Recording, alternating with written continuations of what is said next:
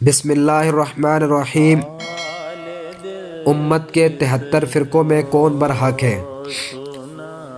خواجہ محمد اسلام کی کتاب موت کا منظر مع مرنے کے بعد کیا ہوگا کے اندر عنوان امت محمدیہ یہود و نصارہ اور فارس و روم کا اتباع کرے گی کہ تفصیل میں نبی پاک صلی اللہ علیہ وآلہ وسلم کا ارشاد پڑھا، جس میں آپ صلی اللہ علیہ وآلہ وسلم نے فرمایا بلا شبہ بنی اسرائیل کے 72 مذہبی فرقے ہو گئے تھے اور میری امت کے 73 مذہبی فرقے ہوں گے، جو ایک کے علاوہ سب دوزخ میں جائیں گے۔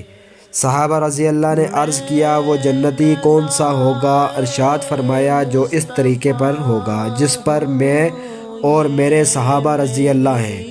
میرا تعلق اہل سنت جماعت سے ہے۔ دور حاضر میں کون سا مذہبی فرقہ نبی صلی اللہ علیہ وآلہ وسلم کے ارشاد کے مطابق صحیح ہے؟